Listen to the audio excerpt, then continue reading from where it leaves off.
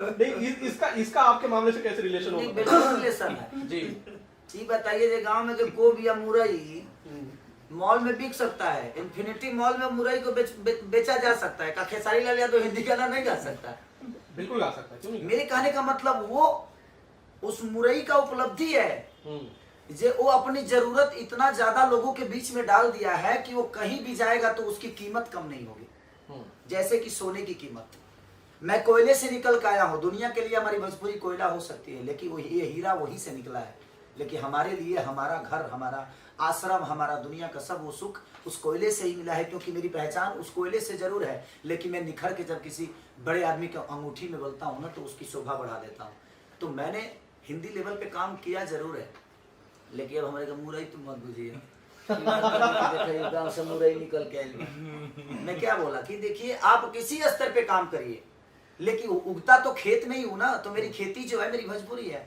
तो इसलिए हिंदी गाना तेरे मेरे दरमिया को बहुत लोगों ने प्यार दिया। वो मुझे लगता है कि 20-21 दिन तक ट्रेंडिंग में भी रहा। तो वो हमारी उपलब्धि है, हमारी भाषा की उपलब्धि है। मैं दुनिया के किसी कोने में चला जाऊं, दुनिया मुझे यही कहेगी कि मेरा बेटा है और एक भोजपुरी समाज का हीरा है। आपका तो देवी गीत भी ट्रेंडिंग में रहता है सर। हाँ अभी है, 3 नंबर पे है, चल रहा है। वो मेरे ही कंपनी का गाना है, आरा में दोबारा मिला जाइए ना। केसरी जी, गाना की बात चल रही है और लिट्टी चोखा अभी रिलीज होने वाला है। लिट्टी चोखा का कोई गाना आप अगर सुना दे दर्शकों को तो मजा ले। मेरा गला फंसा हुआ है, देखिए गा देंगे हम। देखिए 3-4-5 दिन से ना फाइट 2 लाइन से राधा घुस गया था इधर, तो इसीलिए ठीक है 2 लाइन गा देता हूँ। तो जरा फुलझड़ी क्या हुई मोहल्ला माचिस हो गया। ये गाना बहुत अजीब है, उसका बहुत खतरनाक गाना है। जब सुनिएगा तो आप देखिएगा तो बड़ा, हम लोगों ने बड़ा खर्चा किया था, 5-6 लाख रुपए सिर्फ एक गाने के लिए खर्चा किया था। तो मजा आएगा आप लोग। जी अभी खेसारी जी ने बोला कि फिल्म के अंदर किसानों की समस्या का दिखाया गया है, तो आपने क्या समस्या का समाधान भी उसमें पेश किया जो सरकार को समझ आए, ये फिल्म देखने में उनको लगे बिल्कुल करना चाहिए? बिल्कुल। सरकार, देखिए सरकार की तरफ से किसानों के लिए बहुत सारी योजनाएं हैं, लेकिन ज़रूरी नहीं जो सरकार के नुमाइंदे हैं, जो लोग गांव में किसी पोस्ट पर है, तो उस सरकार के थ्रू जो योजनाएं जो गई हैं मार्केट में वो किसानों तक पहुंचे, ये ज़रूरी नहीं है। और उसी को चीज़ों को उजागर करने के लिए लिट्टी चोखा बनाया गया है। केसारी जी का एक नया रूप नज़र आएगा आपको लिट्टी चोखा में। एक ट्रेलर में तो जिस तरीके से केसारी जी ने किया है, एक बहुत ही भोला आदमी जो गांव से जुड़ा हुआ है, और उसके बाद में अचानक ट्रेलर में एक बहुत ही डैशिंग हीरो की तरह नज़र आते हैं फाइट करते हुए।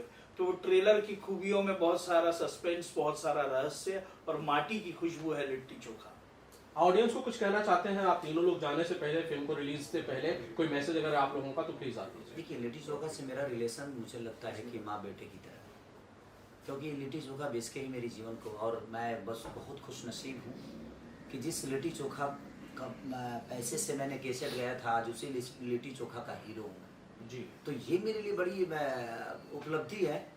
और मैं बस यही दुनिया से अपील करना चाहता हूँ कि आप हैं तो दुनिया है। ये हम किसान के बेटे हैं, और पूरे यूपी बिहार ही नहीं, मुझे लगता है कि जहाँ जहाँ किसान हैं वो हमारे जीवन के सबसे बड़े सूत्रधार हैं। और उन किसानों के सम्मान के लिए इस सिनेमा को आपको जरूर देखना चाहिए कि क्या समस्या है, क्योंकि हर आदमी मुझे लगता है जो उन किसानों की समस्या और उस किसानों के धारणा पे नहीं गया है। तो जो धारणा पे नहीं गया है किसानों की समस्या क्या है, अगर लिट्टी चोखा देखेगा तो दुनिया को जरूर समझ में आएगा, और अपनी उपलब्धि समझ में आप सबको आएगी कि हम किसानों की उपलब्धि क्या है। प्रोड्यूसर साहब एक क्वेश्चन, किसानों की समस्या तो कभी सोचा आपने या अभी प्लान किया है कि ये फिल्म किसी नेता को या किसी राजनेता को दिखा के किसानों के हल्का या किसी किसान नेता को दिखाया जाए? हाँ बिल्कुल। ये हालांकि हर नेता को या किसी को हम नहीं दिखा सकते, लेकिन फिल्म बंधु के माध्यम से जब ये सब्सिडी के लिए भी गई हुई है किसी राज्य के, हाँ, तो योगी आदित्यनाथ जी से बात भी हुई है और वो उन समय मिलते वो देखेंगे। UP ji. Thank you so much.